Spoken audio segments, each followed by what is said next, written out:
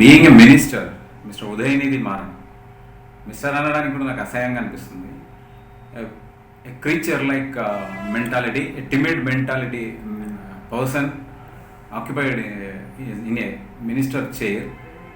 He should be removed, he should be debarred from the Council of Ministers. As a cabinet minister, he is not supposed to make comments on a majority people. సనాతన ధర్మాన్ని ఒక వైరస్గా చిత్రీకరించి దాన్ని నిర్మూలించాలి. ఎవడరా నువ్వు? In what way you are competent? Why should I respect you? Being a minister you take sworn constitution of India, అందే నీకు ఇస్తున్న గౌరవం. దాన్ని నువ్వు నిలబెట్టుకోలేనప్పుడు ఒక మినిస్టర్గా రాగద్వేషాలను మనసులో పెట్టుకొని నీ మతాన్ని ప్రొజెక్ట్ చేసుకోవడానికి ఒక పవిత్రమైన తరతరాలుగా వేల సంవత్సరాల చరిత్ర ఉన్న హిందూ మతాన్ని, సనాతన ధర్మాన్ని వైరస్తో పోలుస్తావా?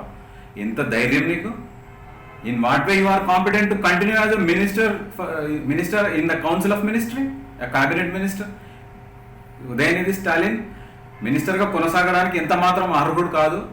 I'm requesting the governor, Mr. Ravi Garu, to take action and to debar him from the Council of Ministers of Tamil Nadu. నీ కొడుకు తప్పు మాట్లాడినప్పుడు మరుక్షణం నువ్వు డిబార్ చేయాలి.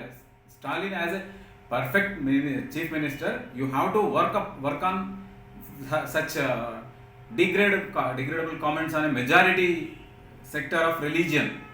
నీవు ముఖ్యమంత్రివి, నీవు మంత్రివి ఒక రాష్ట్రం మొత్తానికి.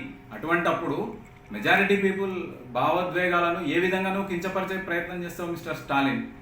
I'm requesting the president of India to look into the issue